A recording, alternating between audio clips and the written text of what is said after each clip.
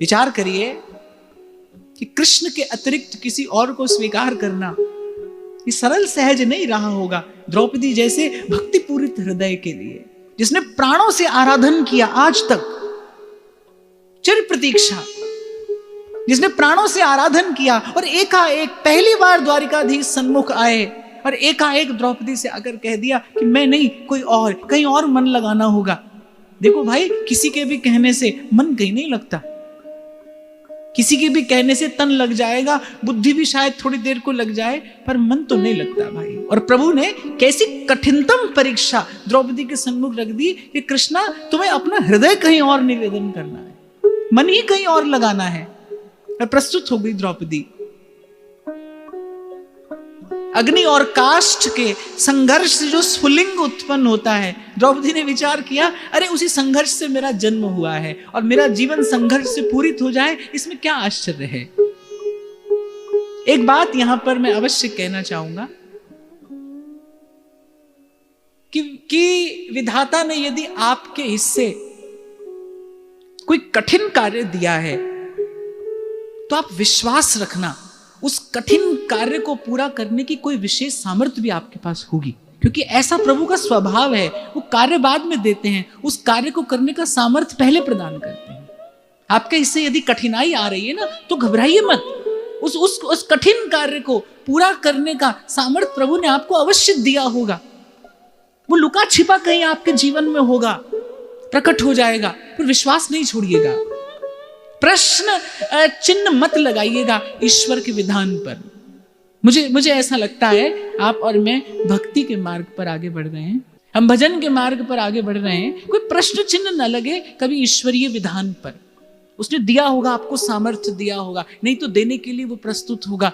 ऐसा प्रभु ने द्रौपदी से कहा ना, तेरे दो पग आगे भी मैं हूं और तेरे दो पग पीछे भी मैं, तेरे भीतर भी मैं और तेरे बाहर भी मेरी ही लीला, मेरी ही इच्छा अपना कार्य करती तुझे प्रतीत होगी। इसलिए कभी कभी घबराना नहीं कहा प्रभु ने कि तेरे जीवन में कभी दुख नहीं आएगा। प्रभु ने कहा सुख दुख आएंगे, आते रहेंगे, बड़ी बड़ी विपदा तुझ पर आएगी कृष्णा, पर मैं रहूंगा, पर मैं तेरे संग रहूंगा, मैं तेरे साथ रहूंगा, मैं तेरे पास रहूंगा। और मैं तो कहता हूं, सुख दुख इस द्वंद्व में पड़ने की अपेक्षा एक ही बात प्रभु से कहनी चाहिए, प्रभु जैसी भी स्थिति आए बस आप संग रहिए, आप पास रहें। हमारे महाप्रभु यही बात कहते हैं, यत्र यत्र मम जन्म कर्म बिर नारकेत परमे पदेथवा। नरक की यातना हो या परम पद का परम सुख हो, पर राधिका रति निकुंज मंडली तत्र तत्र हृदय में विराजताम।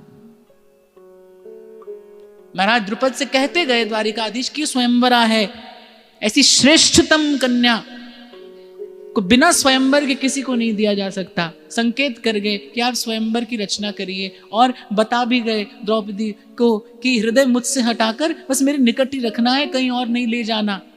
हरिहर ब्रह्मा और इंद्र की शक्ति लेकर प्रकट हुआ है सव्यसाची फाल्गुनी अर्जुन धनंजय, मुझसा ही है, मेरी ही अंश से जन्मा, मेरी ही कला है, वो मेरी ही विभूति है, बस उसी में तुझे अपना हृदय लगाना है, उसी में मन लगाना है, उसी के चरणों में मन प्राण समर्पित करने हैं, तभी मेरा लीला कार्य पूर्ण हो सकेगा। अब देखो कैसा मानव मन है, एक क्षण में श्री कृष्ण की इच्छा हुई और द्रौपदी का हृदय था वो अर्जुन का चिंतन करने लगा। कैसा होगा अर्जुन, देखने में कैसा होगा, स्वयं श्री कृष्ण जिसकी प्रशंसा कर रहे हैं वो अर्जुन कैसा होगा। बस किसी प्रकार से मन रमते रमते रम गया अर्जुन के चिंतन में, और वहां महाराज द्रुपद ने स्वयंवर की रचना की।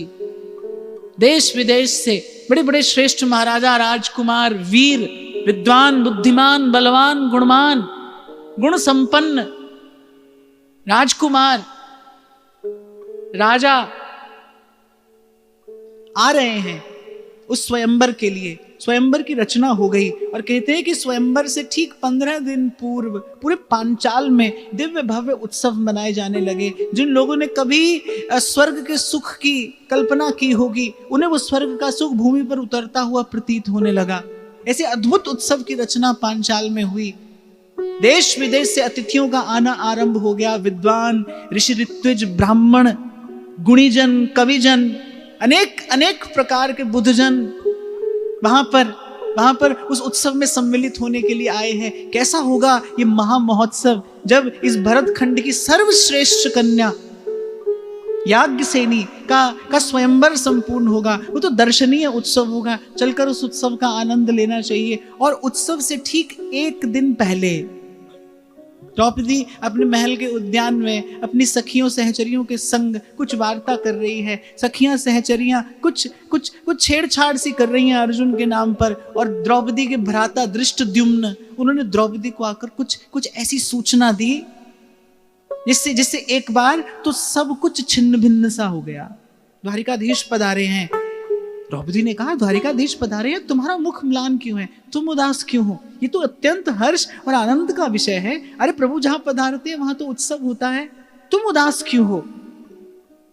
धृष्टद्युम्न ने कहा, कुछ ऐसा समाचार लेकर आए हैं प्रभु, कुछ ऐसा समाचार सुनने को मिला है द्वारिकाधीश के मुख से। कैसा समाचार? द्रौपदी का मुख भी कुछ म्लान हो गया। एक अनजाना सा भय हृदय में उठ खड़ा हुआ। कैसा समाचार? अभी कुछ दिन पहले कौरवों ने षड्यंत्र रच के पांडवों को वारणावर्त भेज दिया और ऐसा सुना है कि लाक्षागृह में वो पांडव जीवित ही अग्नि में जलकर दग्ध हो गए, समाप्त हो गए। चिल्ला पड़ी द्रौपदी कि अरे क्या विधाता ने मेरे भाग्य में केवल यही लिखा है? पहले अपना मन चित्त कृष्ण के चरणों में निवेदन किया, फिर कृष्ण के कहने पर अपना मन अर्जुन के चरणों में लगाया। और क्या कृष्ण पर विश्वास करने वाले की ऐसी जगहंसाई होती है? द्रौपदी के मन में सीधा एक प्रश्न आया कि क्या कृष्ण पर विश्वास करने वाले के जीवन में ऐसी जगहंसाई होती है? क्या ये परिणाम है कृष्ण की बात पर विश्वास कर लेने का? ये प्रश्न द्रौपदी के मन में उमड़ घुमड़ रहे थे। और इतने में फिर से द्रौपदी के प्रश्नों के सब उत्तर द्वारिकाधीश सन्मुख मंद मंद मुस्कुराते खड़े हैं। कहते हैं द्रौपदी ने मन ही मन प्रणाम किया, लेकिन आज द्रौपदी के मुख पर मान है। जैसे अपने से प्रेम भरा कोप किया जाता है ना, आज द्रौपदी के मुख पर वैसे मान की भंगिमा है। और द्वारिकाधीश ने मंद मंद मुस्कुराते हुए कहा, क्षमा करना सखी, ये समाचार मुझे स्वयं लेकर आना पड़ा। हाँ, पर वो जो तुम्हारे हृदय पर भक्ति भाव का दर्शन मैं किया करता था, उस भक्ति भाव से कहीं सुंदर ये मान लग रहा है। द्रौपदी ने मन में विचार किया कि मैंने तो केवल सुना था कि ये निष्ठुर हैं, ये निर्मम हैं, ये निष्ठुर हैं, पर क्या ये सच में इतने निष्ठुर हैं कि इनको मेरे हृदय की पीड़ा का भी कोई बोध नहीं है? मेरे हृदय में ये अपार वेदना कि पांडव वारणाव्रत के लाक्षागृह में जीवित दग्ध हो गए। अब नहीं है अर्जुन, अब कौन आएगा? और मैं जानती हूं कि मेरे पिता ने स्वयंवर के लिए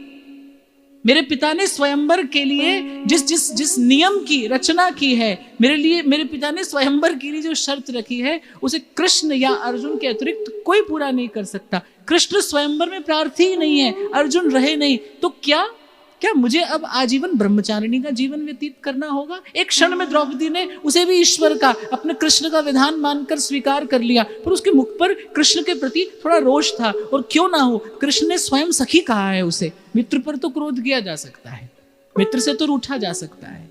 बस वो थोड़ा सा रूठ कर जैसे देखा द्रौपदी ने, और श्री कृष्ण मुस्कुराते हुए कहने लगे कि अरे सदा भक्ति भाव से पूरी प्रणाम ही करती थी तुम, आज तुम्हारी ये मान भरी भाव भंगिमा देखकर मुझे बड़ा आनंद हुआ। कहीं अधिक सुंदर है तुम्हारा ये मान तुम्हारे भक्ति भाव से। सब सखियों सहचरियों के मध्य में हंसते खिलखिलाते ऐसी बात जैसे कुछ हुआ ही नहीं हो। और फिर थोड़ा निकट आकर कहने लगे कि तुम्हारा मुख देखकर तो ऐसा नहीं लगता, तुम्हारा मुख देखकर ऐसा नहीं लगता, तुम्हारी भाव भंगिमा देखकर ऐसा नहीं लगता। और थोड़ा और निकट आकर कहते हैं, और तुम्हारे भाग्य की ओर देखूं तो भी ऐसा नहीं लगता कि पांडवों का कोई अहित हो सकता है। तुम्हें देखकर ऐसा लगता है कि पांडव कहीं सुरक्षित ही होंगे। और जैसे सूरज की गर्मी से तपते हुए तन को मिल जाए तरुवर की छाया, बस ऐसा ही अनुभव द्रौपदी को हुआ। जैसे किसी ने एकाएक हाथ पकड़कर और किसी सघन वृक्ष की छांव में बैठा दिया हो नदी के किनारे, जैसे आतप को तप्यो पावे सरिता कूल। अच्छा, श्री ठाकुर जी का ऐसा स्वभाव है स्वभाव है, उन्हें प्रेम भरी गाली सुनना बड़ा प्रिय है। भक्त कोई ऐसे खींच कर कभी उनसे कुछ कहे तो उनको बड़ा सुख मिलता है, बड़ा आनंद आता है। कभी कभी तो जानबूझकर वो ऐसी कोई लीला करते हैं, ऐसी कोई रचना कर देते हैं कि भक्त खींच जाता है। सूरदास जी के चरित्र में मैंने शायद आपको सुनाया था कि कृष्णदास जी पद रचना करते थे। सूरदास जी कहते थे भाई इसमें तो हमारे पद की छाया है, हमारे ही पद की छाया है। थक गए कृष्णदास जी पद रचना कर करके, लेकिन कोई ऐसा पद नहीं रच पाए जिसमें सूरदास जी के पद की छाया ना हो। अब कृष्णदास जी उदास, श्री गोवर्धन नाथ से उन्होंने विनती की, श्री ठाकुर जी ने मान ली, एक पद रचना करके कृष्णदास जी को दे दी। अब जब कृष्णदास जी ने पद गाया तो सूरदास जी ने कहा कि हां, इस पद में हमारे पद की कोई छाया तो नहीं है, पर एक बात सुन लो कृष्णदास, ऐसा पद तुम तो क्या, तुम्हारा बाप भी नहीं लिख सकता। हम ये जानते हैं कि किसकी पद रचना है, ये पद रचना करके तुम्हें किसने यहां भेजा है। अब रूठ गए श्री सूरदास जी, ठाकुर जी से रूठ गए। उनकी नित्य की कीर्तन सेवा है, वो श्री ठाकुर जी के पास कीर्तन सेवा करने के लिए प्रस्तुत ही नहीं होते। बड़ी मनुहार की, बहुत मनाया। सूरदास जी की कुटिया पर श्री ठाकुर जी ने आकर श्री सूरदास जी को मनाया। और विचार करो इस लीला के मूल में क्या है। बस ऐसे ही भक्त का रूठना और प्रभु का उनको मनाना, ये कहीं प्रभु को सुख देता है, ये कहीं आनंद कंद के आनंद का कारण बनता है। आज वही द्रौपदी से कहा, अरे द्रौपदी सदा भक्ति भाव से पूरी प्रणाम करती हो, अरे सखी हो तुम मेरी। देखो प्रभु को मांगकर प्रेम लेना पड़ता है। प्रकट होते हैं तो प्रभुता साथ आती है, प्रभुता साथ आती है तो जीव प्रभुता का दर्शन करके नत हो जाता है। फिर श्री ठाकुर जी कहते हैं अरे हम इसके लिए थोड़ी यहाँ आए।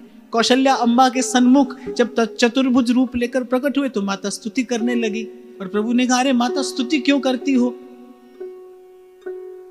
तो कौशल्या अम्बा ने सोचा कि मन तो करता है तुम्हें दर्पण दिखाऊं, देखो अपना रूप देखो, ऐसा रूप देखकर स्तुति नहीं करूं तो क्या करूं।